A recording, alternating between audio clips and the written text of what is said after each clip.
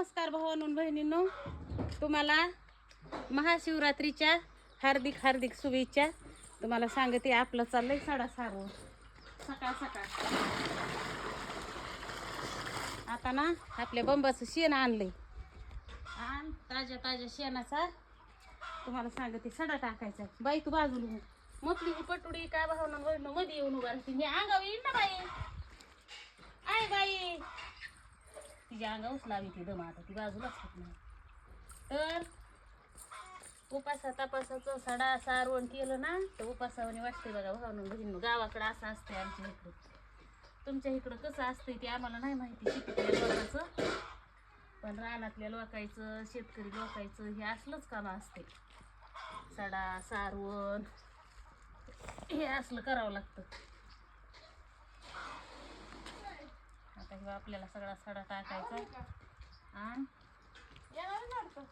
तिथंच आपल्याला चूल घालायची आणि तिथंच आपल्याला चुलीवर बाबू बनवायचा आहे. आज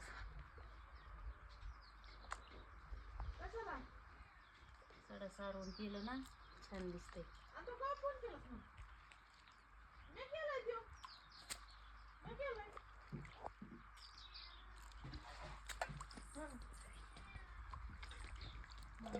सडामध्ये असं त्याला म्हणते तर सडा.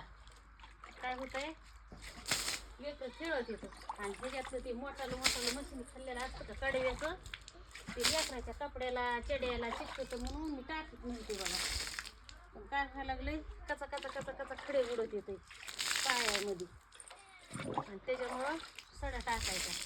आणि शिवबाचं आलं की खरं हिळा आणि ते चालूच असते त्याचं उकरायचं.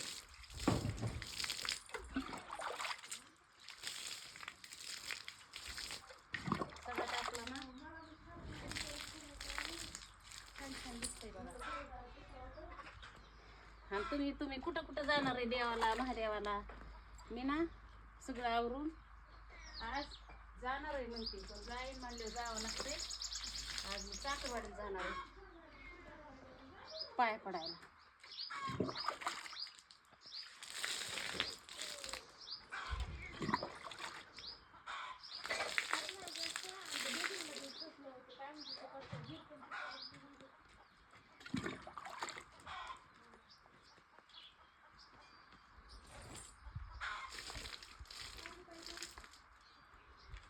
मस्त हिरवगार दिसत. असं चौकून टाकायचं. झाले.